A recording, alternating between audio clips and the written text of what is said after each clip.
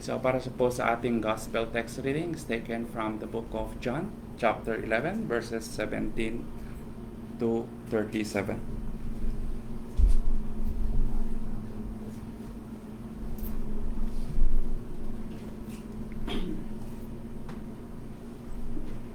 So verse 17.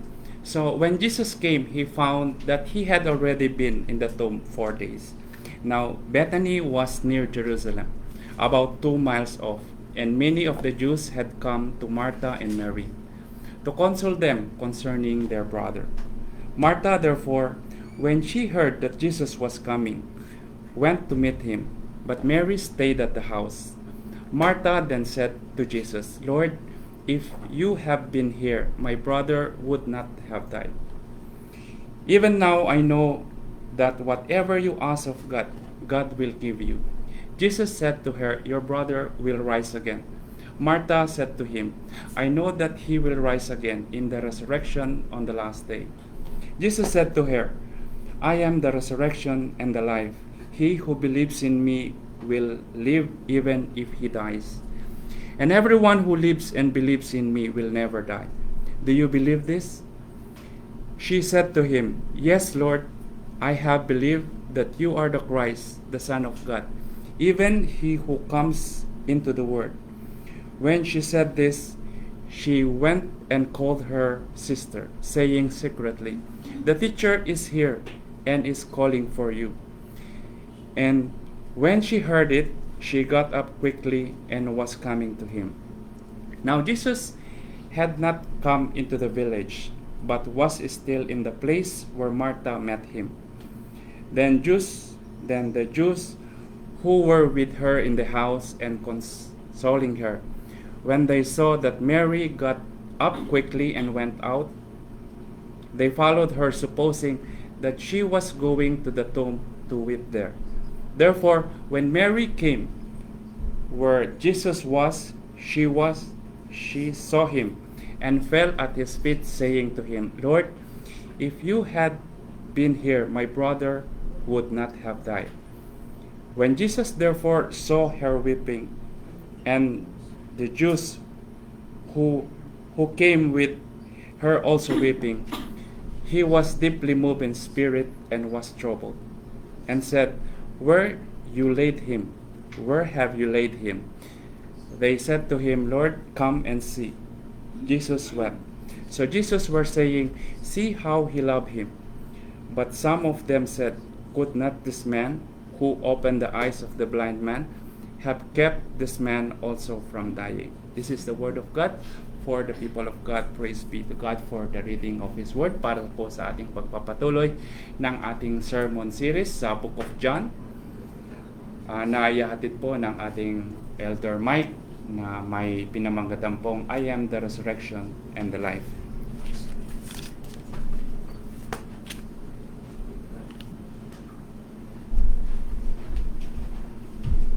Salamat kapatid na Deacon J. Makakaupo na po yung kapulungan. Isang napakagandang decoration po, no? Merry Christmas po sa ating napakagandang design, ano po. So bago po tayo magsimula, kitang-kita talaga, no, yung 1080 megapixel lang ating camera. Puri ng Panginoon, ano. So babatiin ko po muna ang ating mga taga-subaybay sa ating FB page sa ating sa Pilipinas po. Magandang hapon po, ano, sa Pilipinas. Sa London, kapatid na Tony, magandang gabi. For Samiliano family and Manese, magandang madaling araw po dyan sa Canada. So samahan niyo po muna ako sa maikling panalangin. Dakilang man Diyos, minsan papurihin ka Panginoon Diyos. Muli, bingi po sa pribilehiyo po, dakilang man Diyos na makapaghayag po ng banal na salita. Tago niyo lamang po ako Panginoon Diyos sa inyong likuran, nang sa ganun kayo pong makita at mamutawi sa aking bibig. Tulungan niyo po kami, dakilang man Diyos, na maunawaan namin ang inyong mga banal na salita. Kung siyang patuloy na po tumibo sa aming mga puso at isipan. Sa po ng marami, ito po kami samot dalangin. Sa tanging pangalan yung anak na si Jesus. Amen. Okay po. Napakasarap pong kumanta, no? Lalo na kasama mo ang buong pamilya, no? Si Madi, nakasilip pa kanina, tagapagmana. Ano po? Sa pasimula po, ano?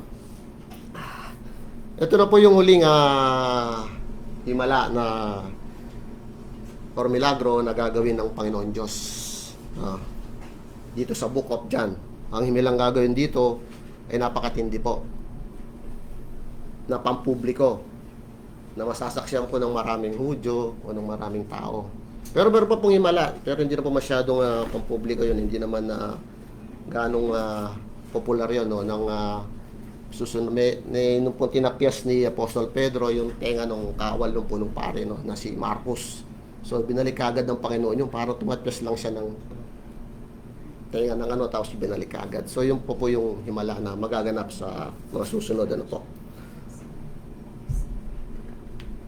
Kung matatanong po ninyo yung himalang mensahe, so chapter 9 po yung pinagaling ng Panginoon na bulag mula pa nung pinanganak. Siya na tinawag natin po na SDG, or Sole de Gloria. Po, all for the glory of God. Sa Kanya lamang po ang pagpupurit, pagluwalhati. So, sa mga buhay po ng isang lingkod ng Diyos, may mga nangyayari na binibigyan ng matinding pagsubok, mga sakit, matinding problema, trabaho man yan, financial,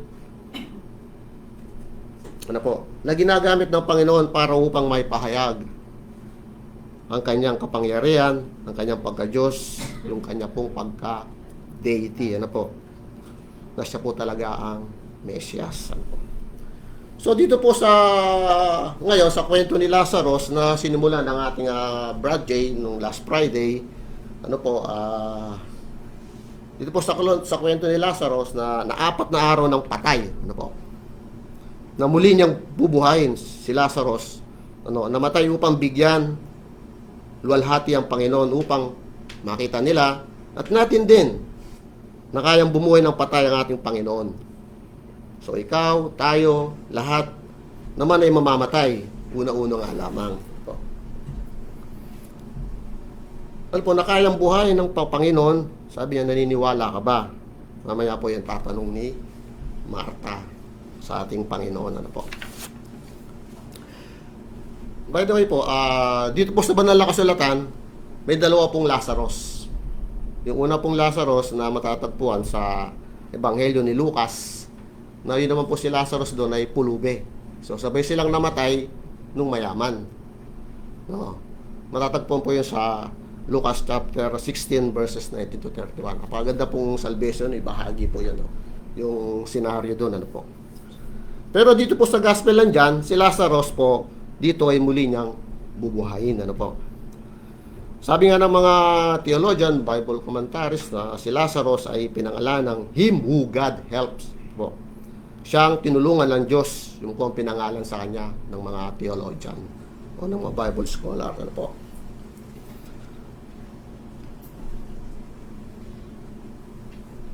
So ito pong si Lazarus gagamitin ng Panginoon upang luwalhatiin ang pangalan ng Panginoon. SDG, ika nga. Ano po sa ating pader po. Ang pagkamatay o ang kamatayan na isa sa nakakatakot na usapan.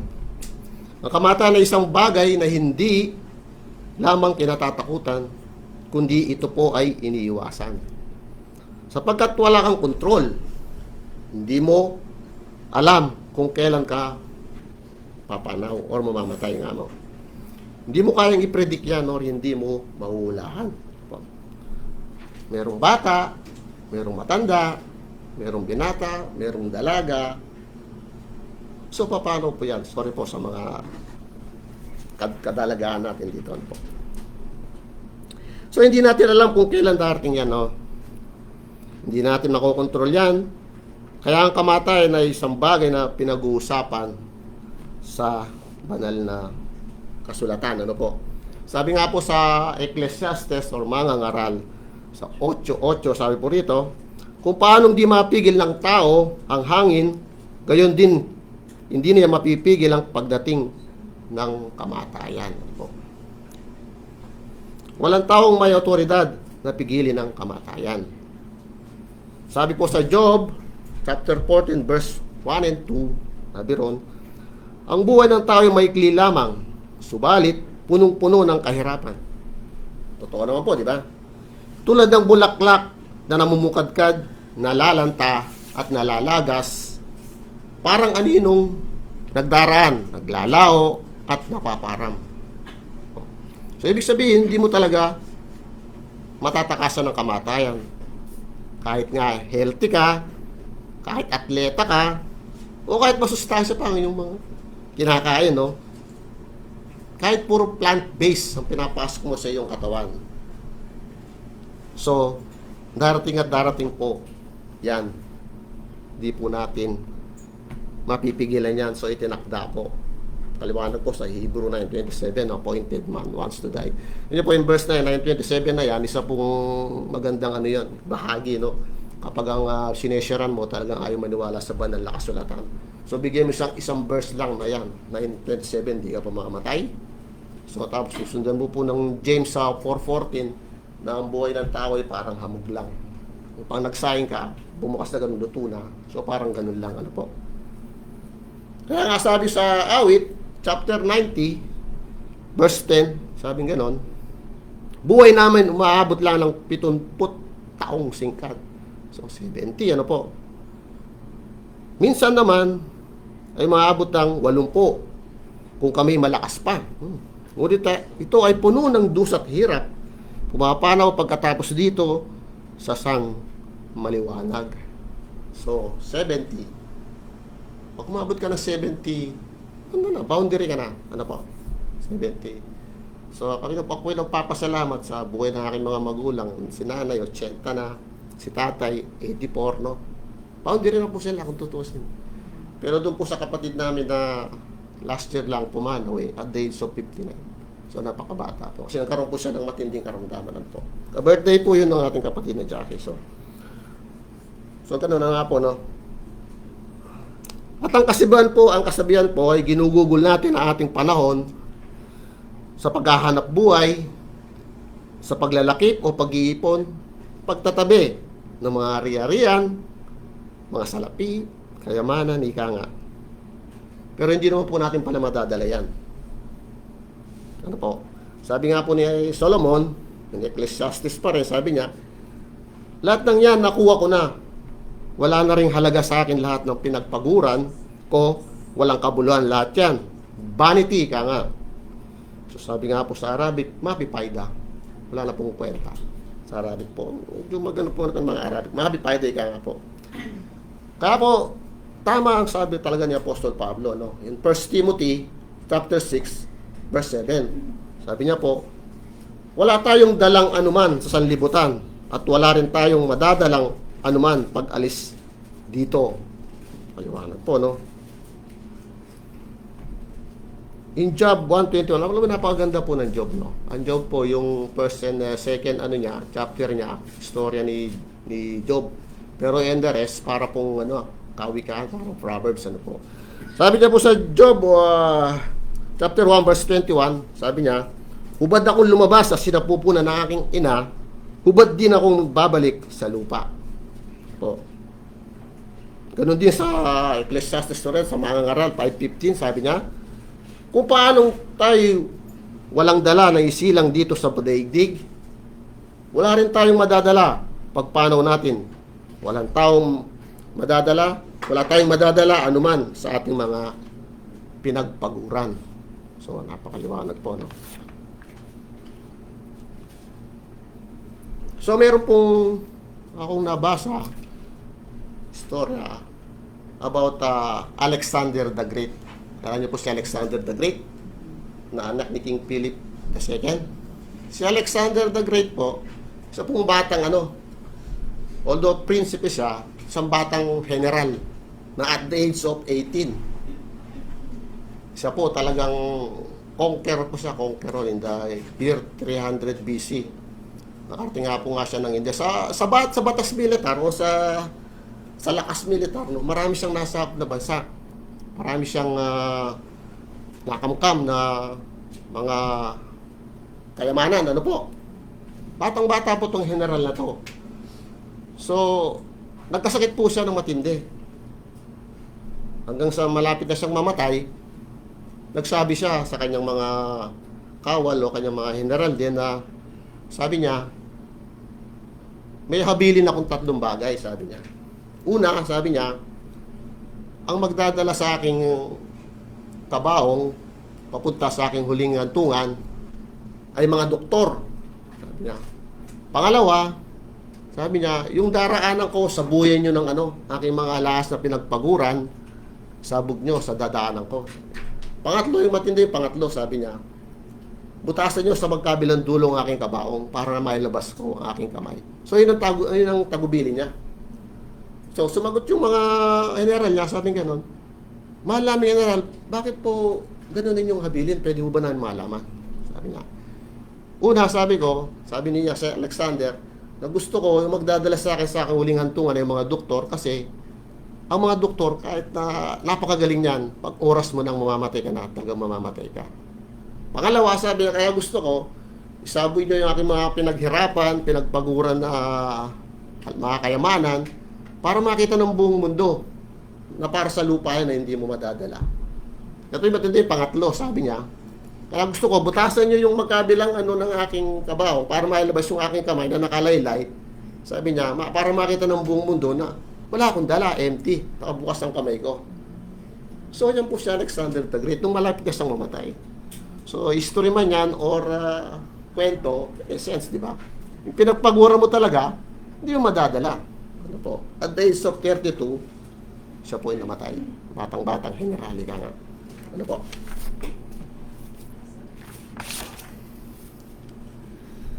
Sabi nga po, kaya napakalinaw po ng sabi ni Apostol Pablo, at na matandang tipan patungkol dyan sa mga treasure na mga pinaghirapan mo. Kaya tayo po, nandirito ngayon, ito pong ginagawa natin. Nagpupuri tayo sa Panginoon, nagbabahagi tayo ng salita niya, nagagaling sa banal na kasulatan, nagpapagal natin mga pastor. So yan po, treasure po yan. Madadala po natin sa kalangitan yan. Ano po? Kaya dito po sa mga ating mga masugid na mga drivers in paradise, susundin nyo kami, ihahatid nyo kami. So, hindi po yung pagserbisyo sa tao, hindi po kayo naglilingkod sa tao. Kayo po yung naglilingkod sa Panginoon. Katulad ng paglilinis dito, inihahanda natin ang iglesia para sa service ngayon. So, treasure po yan. Galit man na silaki ng buto ng mustasa, basta nakakalugod sa Panginoon. That's treasure. Ano po? Kaya yung mga mamahalin yung gamit na yan, yung mga bagay, yung mga MK, yung mga coach, mga wallet nyo, mga Richard Bill, iwan nyo lang po dito. Hindi, joke lang po. Totoo po, hindi mo madadala yan. So, gamitin na lang natin sa kaharian ng Diyos. Sapat lang, ika nga po. At sabi nga ng Gospel ni Lucas, sabi ng Panginoon doon sa isang taong walang inatupag, kundi magpayaman, ang pagiging ganid sa salapi, sabi niya, at nakakalimutan siya ipapanaw. Ano po? Sabi niya sa kanyang sarili, marami na akong naipon. Marami na akong pera, kaya't magpahinga na ako. Kumain, uminom, magpasarap. Kaya nga sa buhay. So marami pong taong ganyan na walang kaugnay sa Panginoon. Magpakasarap sa buhay, para bang sky's the limit, bukas, wala nang pakialam. Ngunit sinabi sa kanya ng Diyos, akala mo mai-enjoy mo yan. Sabi niya, hangal, mangmang, sabi niya. Sa gabi ring ito, babawian ka ng buhay. Sinong babawi ng buhay? Sabay yung nagbigay. Sino yung nagbigay? Yung Panginoon Diyos. Ano po? So, kanino ngayon mapupunta ang mga nilaan? Sa iyong sarili. Ano po? Kaya mga kapatid, kahit ang kamatayan na isang tema na minsan ay nakakatakot pag-usapan. Pero, sa mga Kristiyano na katulad natin, hindi po nakakatakot yan. Pag-usapan, bagkus yan po, ay pinapaliwanag po.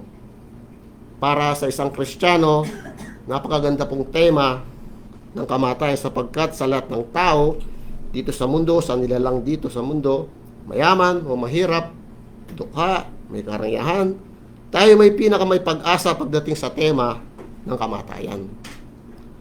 Ito ay isang bagay na hindi katapusan kundi simula ng kagalakan, hindi dahilan ng kabalisan o ng depression, kawalan ng pag-asa, kundi isang bagay na dapat ikagalak nating mga Kristiyano. Sapagkat sa wakas, makikita natin at makakapiling na natin ang pinakamamahal na Panginoong Diyos na si Jesucristo. Ika nga. Sabi nga ganun no more sorrow, no more pain. Ika nga, no? Wala nang bighati, wala nang sakit. Ano nga po? Sabi nga doon sa kinanta natin ng opening when we all get to heaven, sabi nga. What a day of rejoicing that will be. When we all see Jesus, we'll sing and shout the victory. Tapos sinundan pa ng times of pressing, sabi doon sa pinakadulo ng chorus, there's no greater joy, Lord, than being with you. Ayos na. Sabi nga rin ni Batikang theologian na si Spurgeon, na napakalalim ng mga articles, sabi niya ron, I will not fear to die. Death is no longer banishment, sabi niya. It is return from exile, a going home to the many mansion where the loved ones welcome us. So, totoo naman po, no? Yung inihanda sa atin ng Panginoon doon sa yung mga mansion doon. Hindi po mga apartment yun, mansion po, no? Sabi ng Panginoon doon na inihanda, welcome bawat isa na mananampalataya. Ano po? So, dumako po tayo sa mensahe for today. Introduction pa lamang po yun. Meron pa po tayong verses na 20 verses. Ano po? Sabi, ba't ako'y nangunguhaw?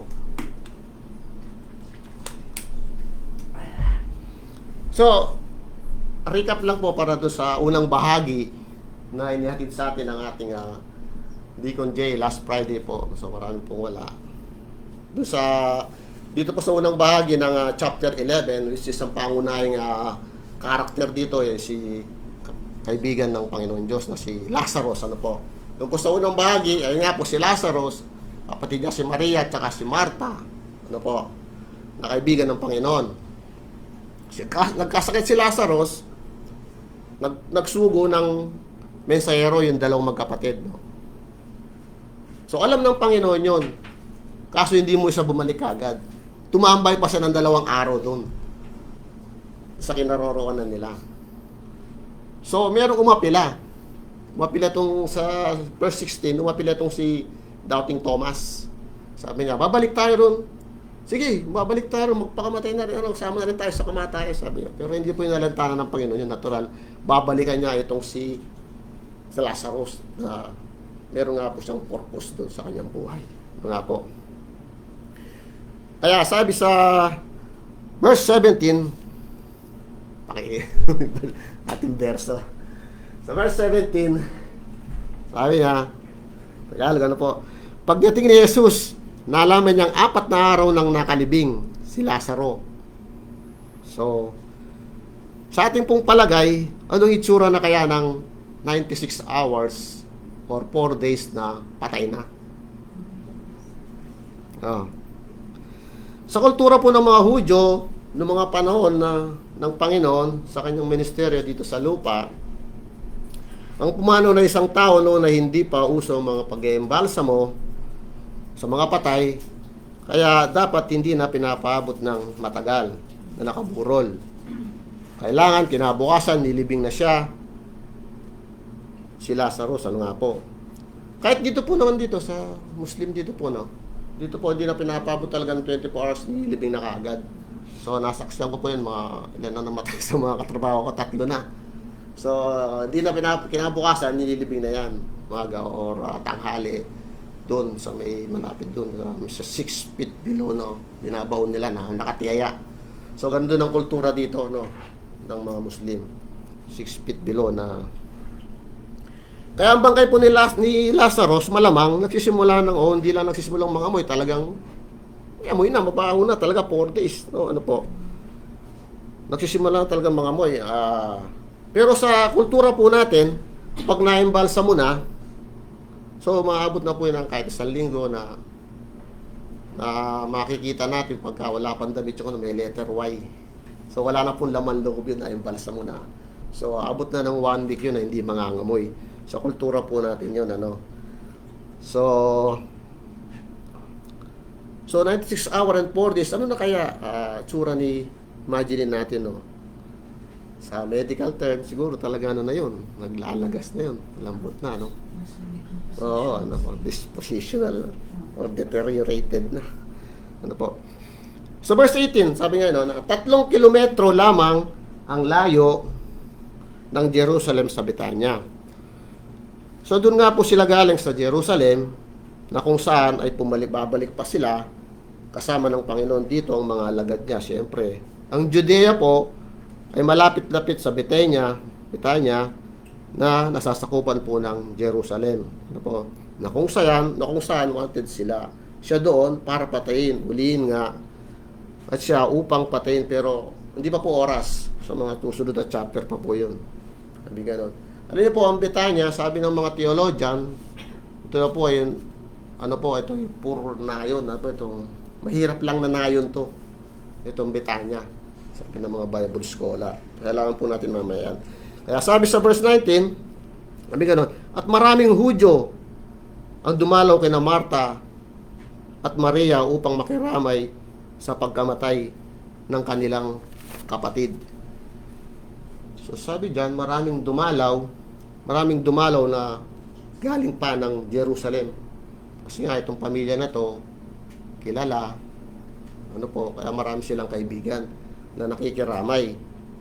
Siguro ang pamilya nila ay kilala, prominente, may kaya sa buhay. Bagamat hindi nabanggit yung kanilang mga magulang dito sa banal na kasulatan. Sabi nga ng mga theologian dito sa pinili itong pamilya na to, kaya gusto ng Diyos na maraming makakita dito sa milagrong gagawin ng Panginoon. Kaya pinili itong pamilya na to para maraming audience. Para dito sa panghuling himala na gagawin nga ng Panginoon. Ngayon doon sa mga makakakita o makakasaksi ng maraming naniniwala at maraming tumatwa. So, yun din po ang nagsisilbing ehemplo pag ikaw po ay nagbabahagi ng salita ng Diyos, ng gospel. Yun din po ang ehemplo. So, maraming nakikinig, maraming tumatanggap, at marami ring tumatatwa. Tumatatwa po, malalim. Tumatatwa yung nire-reject ang gospel ng mga tumatatwa. So, sa perspektibo po ng tao, andun sila para makiramay. Pero yung perspektibo ng Diyos, andun sila para masaksiyan ang milagro na gagawin dito kay Lazarus ng Panginoon. Sumunod na verse. Nang mabalitaan ni Marta na dumarating si Jesus, so sinalubong niya ito, ngunit si Maria na may naiwan sa bahay. So ito na nga, nahilbing na nga si Lazarus. Sinabi ni Marta, Panginoon, kung narito po kayo, hindi sana namatay ang kapatid ko. Sabi niya. So dito sa tagpong ito, hindi nagrereklamo si Marta. Lord, ba't naman nahuli ka? Ano lang naman? Lord, kung sana binilisan mo, sana nagpatid ka na lang sa anghel, sa Uber ng anghel. Lord, sabi niya, ang tagal mo eh. Pero hindi naman po, sinisisi ang Panginoon. Parang lambing lang, ika nga.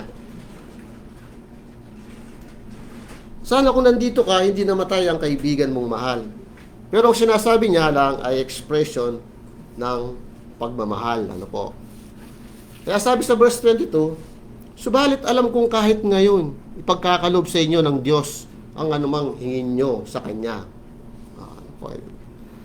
Ngayon, ang isipin mo, sinasabi ni Marta, kaya mo namang buhayin si Lazarus.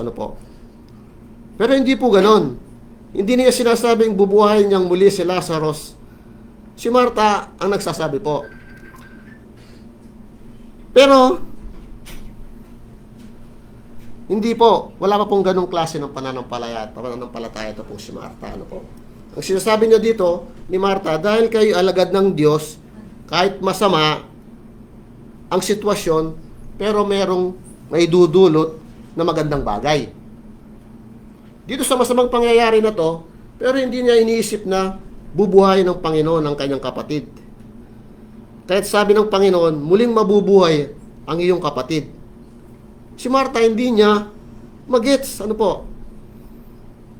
hindi niya maintindihan ng Panginoon, hindi niya makuha yung sinasabi ng Lord. Kaya't sumagot si Martha, alam ko pong siya ay mabubuhay sa muli, sa huling araw. So, ang sinasabi niya, sa huling araw. Pero sinasabi, okay, sabi, thank you, Lord. Ganun, no? Alam ko mabubuhay siya, alam ko, sa huling araw. Tayo mabubuhay. Tayo po lahat ay mabubuhay sa huling araw sa pagdating ng Panginoon. Yun ang theology ni Martha. Sabi niya, sabi nga naman sa Old Testament, sa mga Old Prophets, so, pag-unaw ng mundo, lahat tayo ay mabubuhay ka nga. Pero hindi ngayon, hindi naisip ni Martha yun, So, saan po nakuha ni Martha yung theology na mabubuhay ang mga namatay sa huling araw sa pagdating ng Panginoon Diyos? Wala pa naman po mabanal na kasulatan, wala pang Biblia, Siguro, malamang, doon sa 5 books ni Moises, doon sa Torah, kung tawagin, or Pentateuch, doon na kabahagi yung pagdating ng Panginoon Diyos, yung mga namatay, ibubuhay niya muli. So, diyan nakakuha yung theology na yun, yung 5 books of Torah, ni 5 books ni Moises, or Pentateuch, nga po. Nga pala yung Genesis, Exodus, Leviticus, Numbers, Old Testament, Kaya sabi ng Panginoon, yung verse 25, Jesus said to her, I am the resurrection and life. You who believe in me will live even if he dies. So, ito na po dito po hinango ang ating title ng ating mensahe for today. I am the resurrection and life. Sa magkasunod na verse po na ito. Ito na po yung panglima na binanggit dito ng Panginoon na I am. Tandaan niyo po, 7 yan. I am. Ano pa nga po yun? Yung una po, I am the bread of life. Pangalawa, I am the light of the world. Pangatlo, I am the door of the sheep. Pang-apat, I am the good shepherd. At ito nga pong panglima, I am the resurrection and life. Of course, yung pang-anim, 14:6, I am the way, the truth, the life. At yung pang-pito, John chapter 15, sabi ko, I am the true vine. Alam niyo po, sabi rito ng Vatican theologian na si Pastor John MacArthur, sabi po,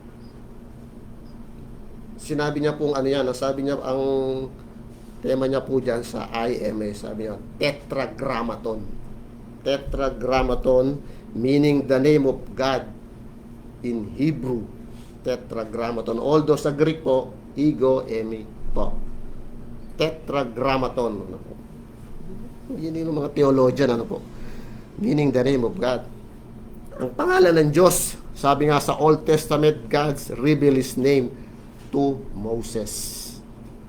I am who I am in Exodus 3:14 po, Na-reveals po ng Yahweh kay Moses ang kanyang pangalan. Of course, He's declaring the truth, the God of the absolute truth, the God of the Bible po. Siya yung Diyos, siya yung Mesias. Sabi niya, ako ang muling pagkabuhay at ang buhay.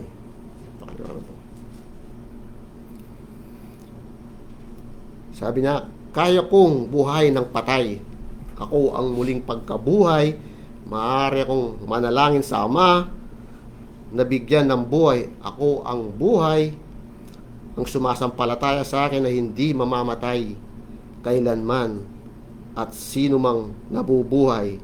At yan po ang pangunahing pangako ng Panginoong Jesucristo, at hindi lang po naka-address yan kay Martha.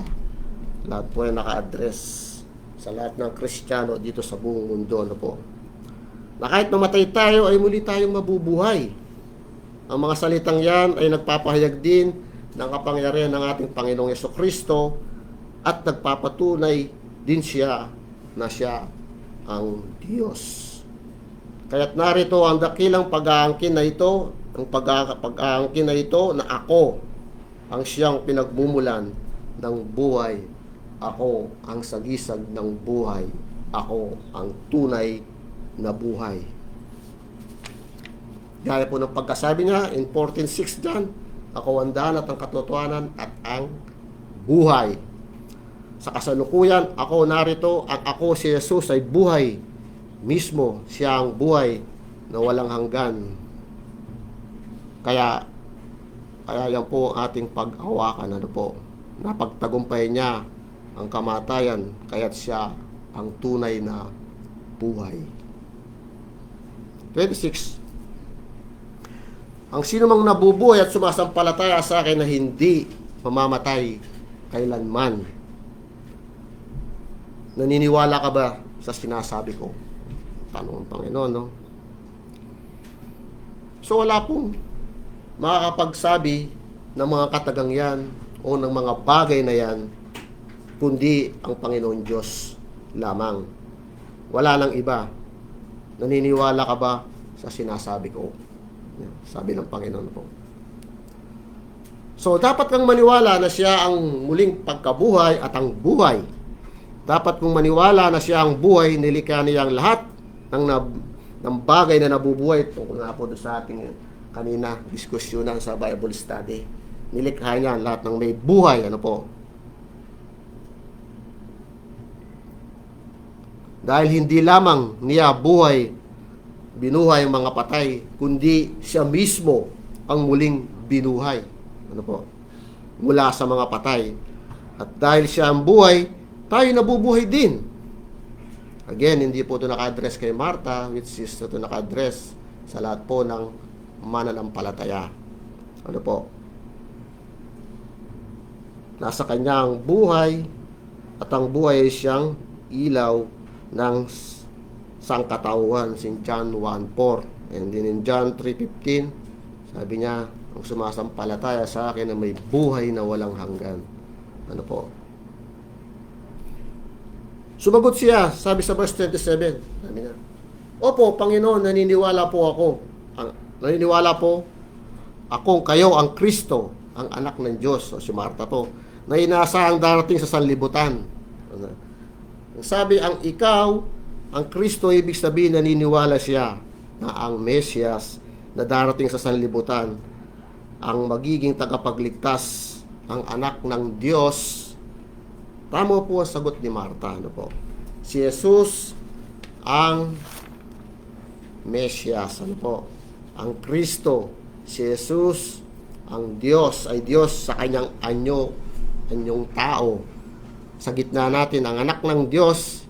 Paliwanag po in John 1:14, and the Word become flesh. Ika nga. And dwelt among us. Ano po? 28. Pagkasabi nito, umuwi si Martha. Tinawag niya si Maria at binulungan. Sabi niya, naririto na ang guro at ipinatatawag ka. So, umalis dito si Martha, iniwan niya si Jesus. Tinawag niyang palihim si Martha, si Maria, pero may nakakita sa kanila. Siyempre po, lamay, maraming tao, ikipagramay doon. Pero maraming nakakita po sa kanya, no? Sabi nga sa 29, pagkarinig nito ay nagmamadaling tumayo si Maria upang salubungin si Jesus. 30, wala pa si Jesus sa nayon, naroon pa lamang siya sa lugar kung saan siya sinalubong ni Maria. 31, nang makitang si Maria nagmamadali, tumayo at lumabas. Sinundan siya ng mga tao, ng mga Hudyo nakikirami sa kanila. Akala nila pupunta siya sa libingan upang umiyak.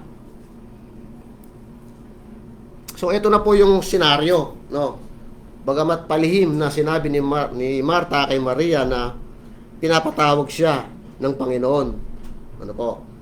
May nakakita pa rin sa kanya kasi nga marami pong nakikipaglamay, hindi mo po maililim. So sa kultura po ng mga Hudyo, Ang lamay ay umaabot ng 1 linggo or 7 araw. Pero wala pong uwian yun. Andun sila and for the rest of the week. So, parang sa atin din, maabot din ng 7 araw, no? Pero sa Hudyo, wala pong uwian, no? Mga nakikiramay. So, papakainin mo yan araw at gabi, siyempre. Kaya nga po itong pamilya na itong pinili ng Panginoon, itong mga magkakapatid na ito, prominente, may kaya, ika nga. So, kaya nilang mag-produce ng pagkain. Ano po?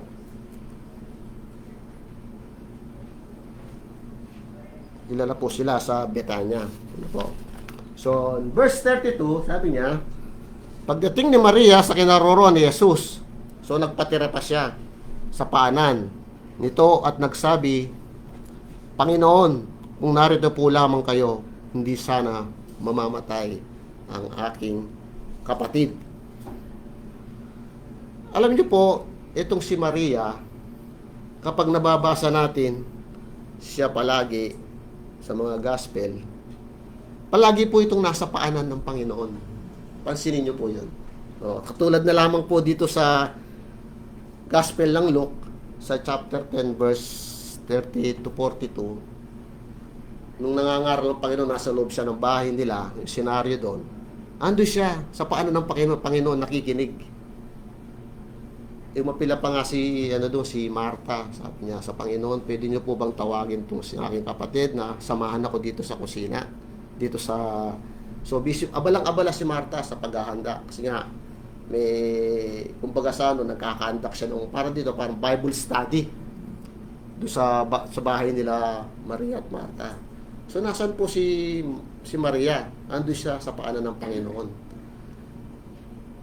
Ang siyeste po ng senaryo na to, na kapag talaga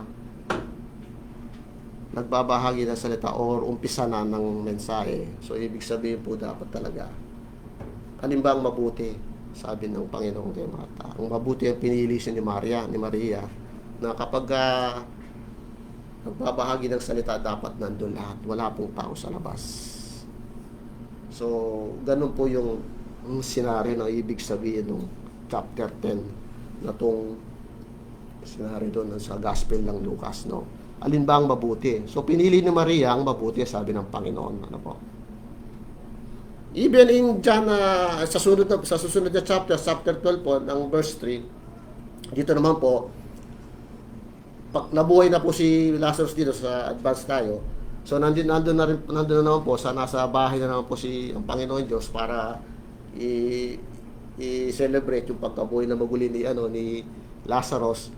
So, ang ginawa po ng doon niya po binuhusan ng pabango ang Panginoon sa paanan niya. Sa paano para sa binuhusan siya ng pabango ng Panginoon Diyos doon, ni Maria. So, pinunasan niya ng buhok ng mahaba. Imagine natin buhok na mahaba. Malago, ika nga. Kung sa amin yung malago, napakaganda nun. Malago. So, umalingaw nga yung meron nga po umapila doon Nung pagkabuhos ng pabango, umapila po yung magkakanulo sa kanya. Si Judas. Sabi ni Judas, bakit binuhos niya yung mamahaling pabango yun? Hindi sana binenta na lang natin, ibinigay natin sa mga mahihirap. Alam nila kasi yung nayon na yon mahirap. Kaya yun ang ni Judas na ipagbili na lang yung pera do sa pabango na yan. Kaya sinabi ko rin ng pabango na yun, napakamahal nun. Kaya sinabi rin dito ng mga teologya na prominente itong pamilya na to kasi nga merong ganung pabango itong si Maria na napakamahal. Ilang pilak ba nakasabi ron na pag binebenta yung... So, prominente talaga sila, may kaya nga. So, tsaka dito po sa chapter 11, ito po, sabi rito, chapter 11 na nasa paanan din siya at may pagka-emotional dito sa chapter 11 na para bang naglalambing na sabi niya ng Panginoon, kung narito po lamang kayo, hindi sana namatay ang aking kapatid. So same, pareho silang sinabi ng kanyang kapatid ni Martha. In verse 21, ganun na sabi niya, na kung narito lamang po kayo, hindi sana mamamatay ang aking kapatid. So, hindi naman po pinag-usapan yun na ito sasabihin mo sa Panginoon, ito rin sasabihin ko. So, hindi po nila yun. Nagkataon lang talaga na na yun ang talaga ang purpose nila. Pero wala po sa plano ng Panginoon yun. Ang plano ng Panginoon ay nga buhayin nga itong si Lazarus ngayon. Ano nga po, no? So, pansinin po natin, no? Nagpalitan lang sila ng magkapatid nito sa pakikipag-usap sa ating Panginoon. Si Martha, mula verse 21 hanggang 27, nakikipag-diskusyon na siya sa Panginoon. No, hindi mo diskusyon na ano lang, yung nagpapaliwanag lang siya na may halong lambing ika nga. At ito namang si Maria, mula 32 hanggang 35, no, ay may pagka-emotion naman siya, emosyonal. Ang pakikipag-usap niya sa Panginoon habang siya ay tumatangis. Ano po? So, hindi po nakaplano ng Panginoon para sa yung pagkabuhay niya. Ano po? Kaya sumunod na verse, sabi ganon, nahabag si Jesus at nabagbag ang kanyang kalooban nang makita niyang umiiyak si Maria. So, sa tagpong ito, dito, na umira lang ang pagiging tao ng Panginoon. Ano po? Panginoong Yesukristo, tunay siyang tao sapagkat nakakaramdam siya, emotional, ano po, damdamin, emotion, nasugatan siya, nahuhaw siya, nagutom siya, napagod siya, natulog. Kapag dumarating ang mga panahong ganon, ano nga po, dito po emotionally affected ang Panginoon, no, sa tagpong ito. Siya sapagkat nakita niyang umiiyak si Maria at ang mga Hudyong naroroon. So, nabagabag siya sa espiritu at nabahala. At sinabi niya, saan ninyo siya inilibing? Tanong ng Panginoon, no? Sumagot sila, Panginoon, hali kayo at tignan ninyo. So, pumunta sila sa libingan ni Lazarus, and in verse 35, sabing ganon, Jesus wept. Tumangis si Jesus. Yan na po ang pinakamaiksing verse sa banal na kasulatan. Jesus wept. Sa wikang Banyaga, 2 words. Sa lengguaheng Pilipino, 3 words. Tumangis si Jesus.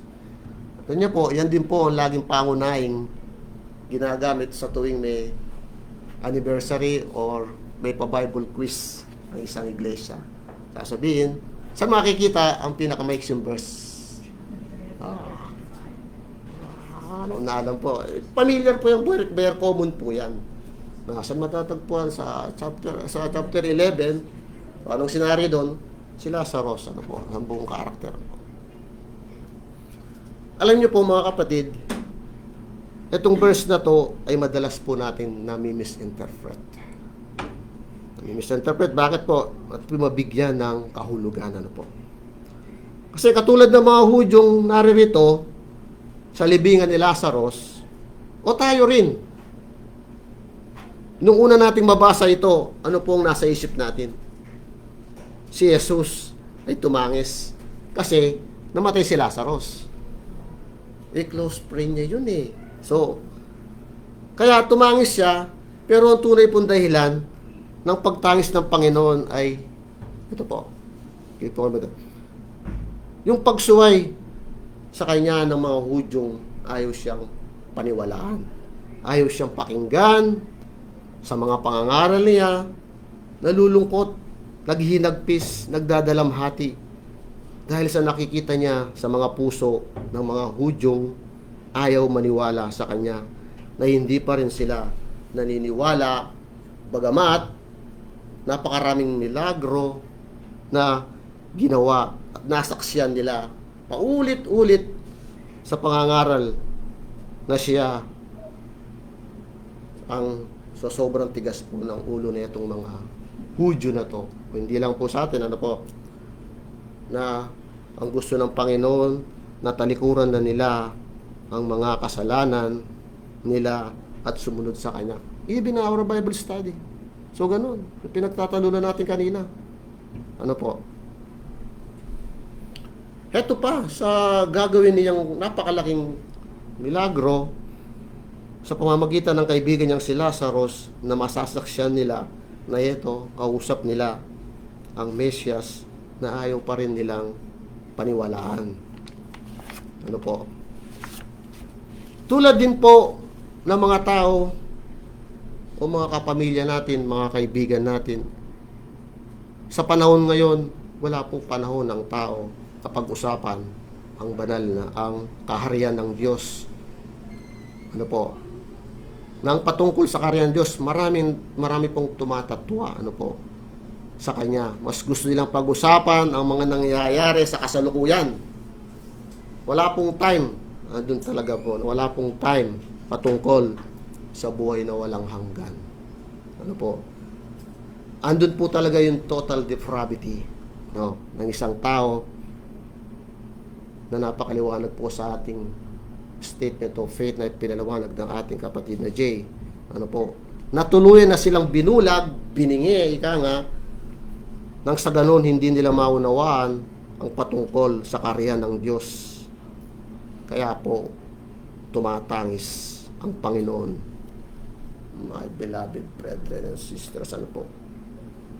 Pero meron din pong nabanggit na pagtangis ng Panginoon, ano po.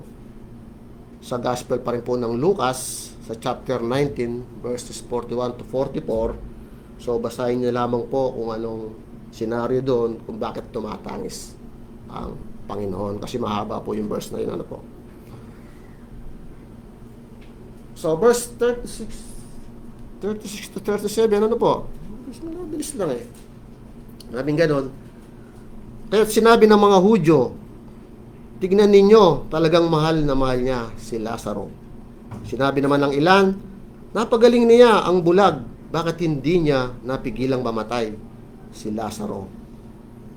So, dito po sa uling verse ng mensahe, muli, eto na naman, naguluhan na naman etong mga Hudyong naroroon sa libingan ni Lazarus. Sabi, mahal na mahal niya si Lazarus. Natural, close friend niya yun eh. Kaya nga, bubuhay niyang muli. Tapos sabi naman ng iba, napagaling niya isang bulag. Pero bakit hindi niya napigilang mamatay itong si Lazarus? Pasinin po natin itong huling verse. Sabi nga, etong mga Hudyong naririto, nabalitaan nila ang ginawang pagpapagaling sa isang bulag na mula kapanganakan in chapter 9. O baka hindi nga lamang nila ito nabalitaan, baka nga nasaksiyan pa nila kasama itong mga nakikiramay na ito, ano po, na itong ginawang milagro ng Panginoon doon po sa isang bulag, no? Sa bagay, kalat naman po ang ministeryo ng Panginoon sa buong Israel, ano po, na hindi na po nila pwedeng hindi malaman yon. May isa rin pagpapatunay na walang may dadahilan ng iba o ng ibang nilalang na kayang bumuhay ng patay ng Panginoon dito nga sa kanyang gagawin, ano po. Sa ministeryo po ng Panginoon, kanyang ginawang mga himala. Kaya alam ng mga Hudyong naririto, so dalawang perspektibo po, no, talagang followers na sila. Yung una, yung talagang followers na sila, yung mga naniniwala sa kanya, yung mga sumasampalataya sa kanya. So, yung talagang tunay na followers niya. Pero itong pangalawa, itong mga followers na to, dahil followers lang sila, dahil sa mga may benepisyo pong nakukuha itong mga followers na to, na may paida po, na may kaukulang, ano pa, nandun na yung mga ayuda, ano po, mga ganun. So tutusin sa mga nasaksiyan nilang mga sa panggagamot ng Panginoon Diyos, no, sa pag-aalis ng mga demonyo sa katawan ng tao, no, sa paglalakad ng lumpo. So marami pong ibang ginawang himala ang Panginoon, no. So sabi pa, at lalo na ito pong gagawin niyang kay Lazarus na masasabi natin kagimbal-gimbal, ano po, no, maraming na makakasaksi, pero anong sabi ng iba, wala pa rin silang pananampalataya sa Panginoong Hesus, na ayaw nilang paniwalaan ang Mesyas na ito, kausap na nila. So sabi ganon, nandun pa rin po yung kanilang unbelief sa kanilang mga puso. Sakit po, ano, sa Panginoon na ganon, no. So bagamat napakaraming kinuwang ng Panginoon na nasaksiyan nila, so patuloy pa rin silang tumatatwa sa Panginoon na nire-reject pa rin nila ang Panginoon Diyos. So, alam ko po medyo bitin ito, itutuloy po ito ng ating kapatid na Birdie. Pagamat andito na po yung ano kasi, ito na po yung pangatlong bahagi ng gagawin kay Lazarus, ano po. So, total, nakaseries naman po tayo. Pwede po kayo magpatuloy sa pagbabasa, mag-advance reading po kayo para po kayo may idea para sa susunod na magme-mensahe. So, Sole de Gloria. Sa tayo po yung ako, pumikit at manalangin. Takilang man Diyos, minsan pa, purihin ka, Panginoon Diyos, sa iyong pangalan.